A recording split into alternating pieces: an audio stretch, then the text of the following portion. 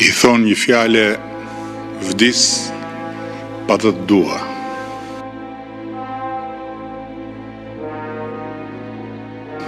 Po sa të pas kanë dashur e të pas kanë admiruar, mor burri dheut.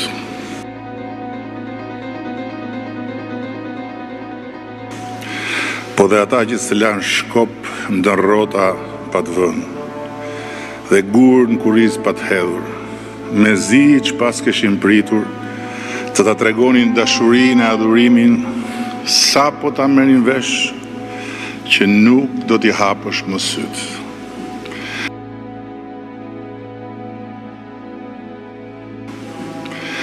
More deri dhe ata që të kallën në burg, duke t'akuzuar si vjedhës, dhe që erdhën të vrasin në zyrë, duke të mallkuar si vrasës, e që të lëshuan mbi fytyrë për vite e vite tëra me radhë, tërë të zeza dhe gjuhës shqipe, veç ta shije se si ti kanë qëndisur, aq bukur, fjalët e admiratës tyre.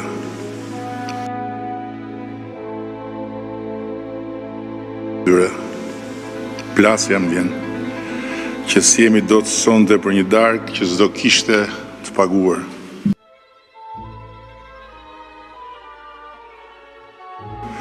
Për të ikur me të vërtet nga kjo jetë, të cilën e deshe dhe jetove, duke ja marrë sa mundet të tëra orët e voglat natës.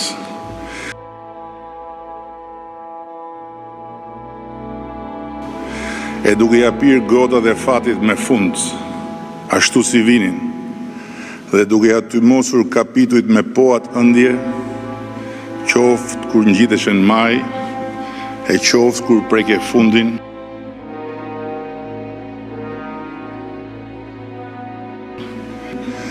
mu ndërmend ajo historia jote me vdekjen e Mao Zedongit. Dhe mu duk vetja fiks, si ai drejtori i metalurgjikut, që duhet u thoshte diçka kinezëve të mbledhur në sheshin e madh të kombinatit, pas lajmit të ndarjes nga jeta të kryetarit Mao. I hutuar për situatës papritur, drejtori kërkoi mendje lart në komitetin qendror, se ç'duhet bënte me turbën e kinezëve të grumbulluar në shesh që të ishte në lartësinë e ngjarjes. I thanë se do të pyesin lart fare dhe do t'i kthenin përgjigje. Por kur përgjigja po vononte dhe kinezët nuk luanin vendit, i shkreti drejtori ra përsëri telefonit në kërkim të orientimit nga lart. Na thoni ç'të bëjmë, tha, se nuk pret puna. Përgjigja që mori ishte çarmatose.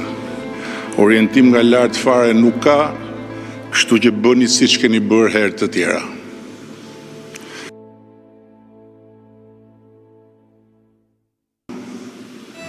Por t'u përcjell me fjalët e rastit pa u bërë qesharak. Siç më duket mua të paktën se u bën ata që duke folur për ndarjen nga jeta të Fatosnanos, morën me të mirë tërë këto ditë veten e tyre.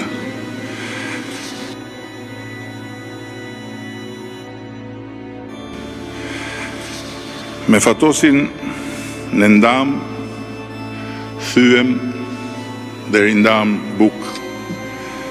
Por historia e marrëdhënies sonë zhvilluar mes ekstremesh, nga birësimi im në familjen socialiste me bekimin e tij, deri tek vrasja e babait për marrjen e skeptrit të tij, nuk ka vend këtu në këtë eulogji.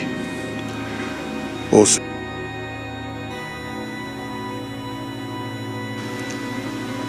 e kam pyetur veten në kohë të ndryshme nëse Fatosnano e deshi apo jo barrën e kryetarit Partisë Socialiste.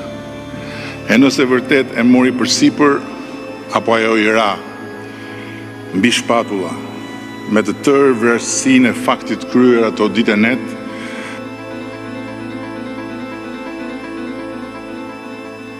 Qorri, siç e quanin shokët dhe e quanin mes nesh, më duket gjithgjë si protagonist dhe si peng, njëkohësisht.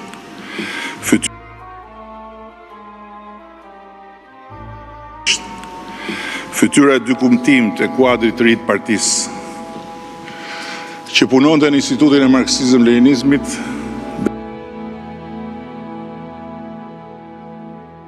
dhe e profesorit Garip të Ekonomikut,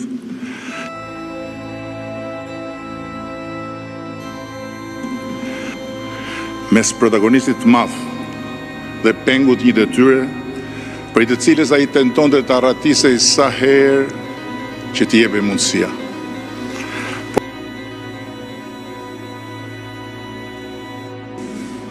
Pjellë e natyrës tij jo dogmatike dhe as pak sistematike, ku leadershipi i tij ishte shumë më tepër frymë se sa prezencë, shumë më tepër hapësirë se sa kohë, shumë më tepër improvizim se sa programim,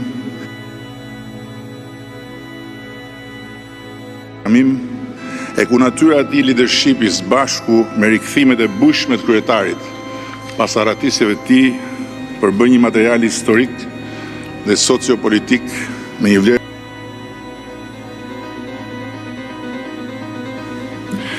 Ndër ata që e nderuan kryetarin ton me fjalë të mëdha pas vdekjes, ishin dhe ata që e ngritën dhe ulën tradhtar pse takoi Slobodan Miloševićin gjatë një aktiviteti ndërkombëtar në Selanik dhe për plot të tjera që nuk ja vlen t'i kujtojmë.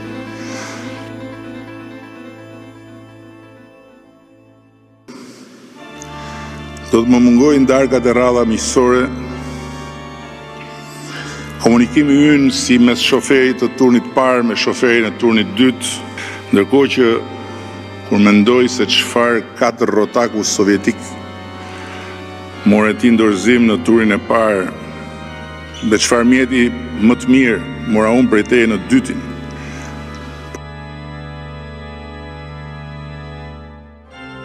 mos vdek shkur Fatosnano.